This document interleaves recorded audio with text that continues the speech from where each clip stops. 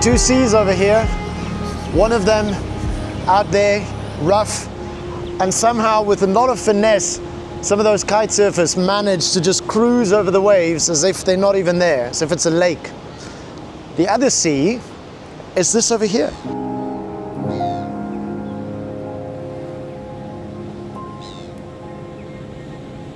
C126 380SEC, the very first S-Class coupe of all time.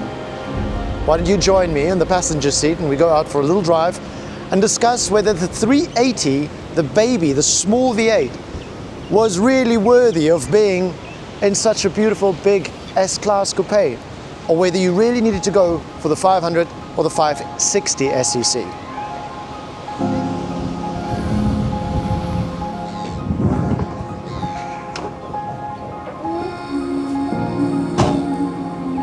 Getting in here feels like you're slipping your hand into a perfectly custom-made glove, or hat, or outfit.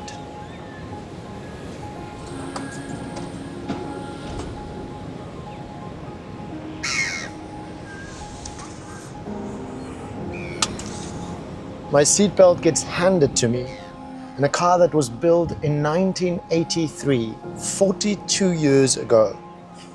Service, mechanical service, excellence. This is the pinnacle of cruising. It feels like the 380 SEC, and I think even in the W series, it's probably had a very tough life because it had to deal with the fact that it was a rather lame V8 engine, at least standing in the shadow of your more powerful siblings. If you grow up being a little bit on the skinny side, you kind of feel like, man, how come everybody else is bigger? I don't know if this is maybe what this car has gone through. Feeling that, why the heck did they make me 3.8 liters if the next sibling is 5 liters and then 5.6? At least make me a peppy 3.8. Today, part of my goal is to show everybody out there that the 380 is in a league of its own. Yes, it's the lesser car if you want to look at performance and all that. But if you're not looking at performance, if you're going along the lines of what Mercedes said, which is, in this car, it was luxury first, V8 second, then you realize it doesn't need to be loud. It doesn't need to make drama to be effective. And that's the sweet spot. Similar to supercars, the amount of money you pay for milliseconds that it's quicker to 100 than a rival. Mine does it in 3.2, mine does it in 2.9, mine does it in 2.5. Who even cares? Where in the world do you have the opportunity, except if you're on a racetrack, nice W124, well, not so nice W124, holy moly, that's in bad shape. Yes, a 500 and a 560 SEC is gonna be magnificent. You'll have so much more power, but do you really need it? I don't think so. Shortly after this, I'm going to do a POV. You can basically sit here where I'm sitting and see the dials and see the road and see the kind of driving that we're doing and realize that if it weren't for the fact that we know this is a 380, you might actually believe that stupid badge that the previous owner put on this saying that it's a 500 SEC.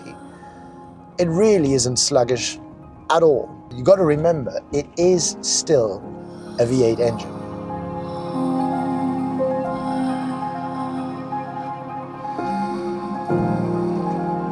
When my son drove with me in this the first time, he said, "Dad, what engine is in there?" I thought it'd be quite obvious that it's a V8, but to him it wasn't because it didn't make any sound. When I said it's a V8, he says, "Is it broken?" I said, "No, why?" He says, "Because I can't hear it. It doesn't make any noise." And that's kind of true. They've given you a power plant that whispers along. It's like a trained assassin, powerful and capable, but you won't know about it until it's already happened. That's what you get in an S-Class coupe.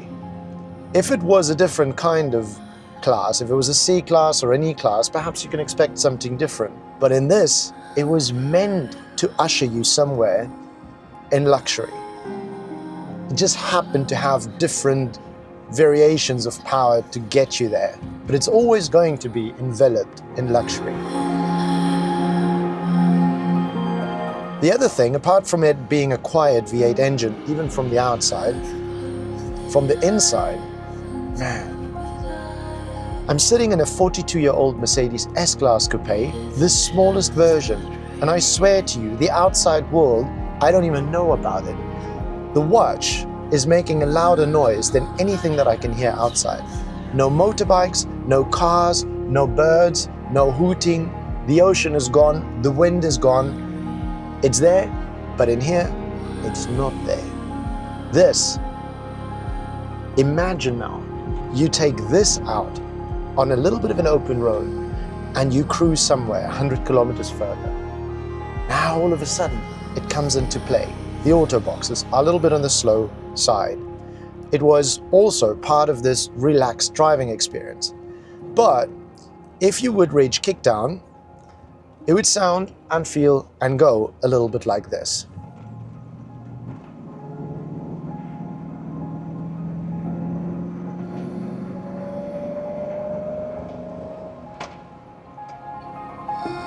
That was a very mild kickdown. And still, this thing just picks up. It's like a surge. It's not going to throw you back into your seat. It's going to usher you to the horizon a lot quicker than you were going before. And it'll do it with so much finesse and style. The roads in South Africa have become a lot better than what they were in the 80s and in the 90s. At least not all the national roads. I mean, they're fine. But as soon as you go off them, as you go into the countrysides, as soon as you drive some of the mountain passes, it can be a rough affair. It all takes its toll, even on cars like this.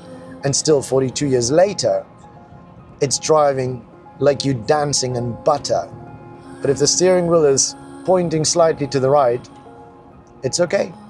Have the alignment done, sort it out, and she's good for another 10 years.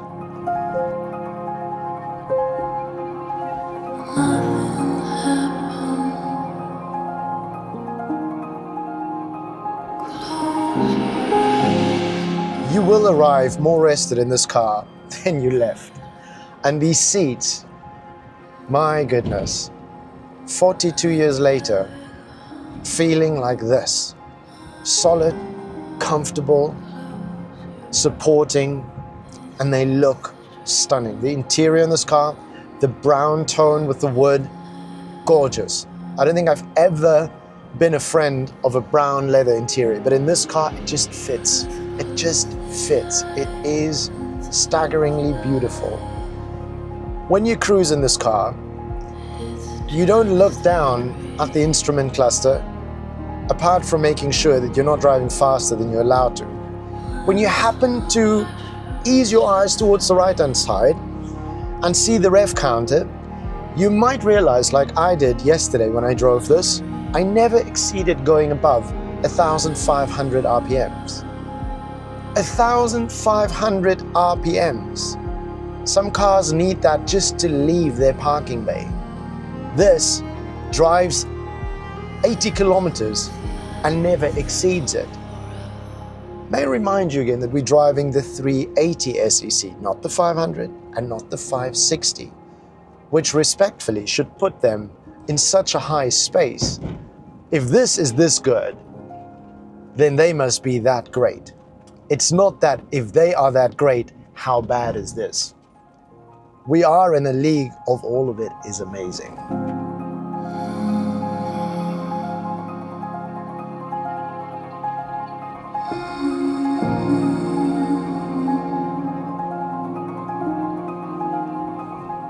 How can a car, after so many years, still behave so sovereign? It baffles the mind. I don't hear any of these cars that I'm seeing. Nothing. I don't hear this car. Nothing. One person said, it can sometimes be a bit eerie. That's how quiet it can be in here. That's how subtle you might notice your surroundings, because in here, you're just in your own space. I could mention that you get to 100 at around about 9-ish seconds. I could mention that top speed will ease at about just over 200 kilometers per hour. Who cares? Who cares?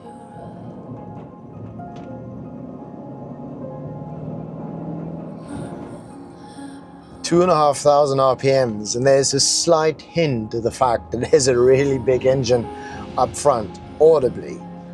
It's more of a haptic sensation that kind of permeates the cabin, just to let you know you are supported with horses. It's not bellowing on the outside, and it's not trying to brag.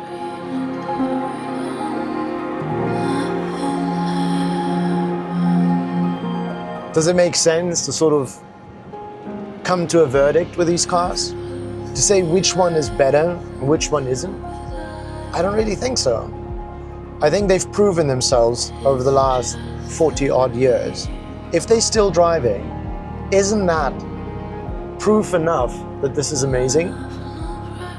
So even though I'm sat in a V8 S-Class Coupe Mercedes, I would like to borrow a line from Rolls-Royce. When people ask, how much horsepower does your Rolls-Royce have? Rolls-Royce simply said, enough. So when the question comes, is the 380 SE a good car or not a good car?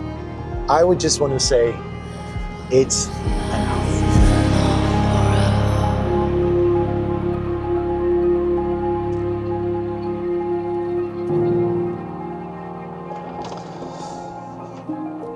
I know this is just the 380, and in the shadow of the 500 and 560, it's the smallest sibling, but it's definitely not inferior. Not when it comes to the power, to the delivery, and the same comfort really that you're going to get from the bigger siblings, the bigger engine siblings. In essence, if that's really all that's going to be better, if there's just more horsepower coming out when you squeeze your right foot, you really need to consider if the amount of power this has and the performance that it gives you, if these aren't really enough. Because quite frankly, the way I've been driving this, hardly going over 1,500 RPMs, it more than suffices. Thank you, Mercedes. Thank you, Bruno Sacco. And thank you, Marcus from Retro Rentals, Cape Town, who has so kindly allowed us to drive his 380 SEC. He's also given us the opportunity to try out some of the other Mercedes, as well as a video that I'm going to make with Marcus, talking about his cars, how he came about getting those, and why he's done it. We also will be driving one of the bigger siblings of this 380 SEC. So I'll see you in the next video. Until then, stay safe. Ciao.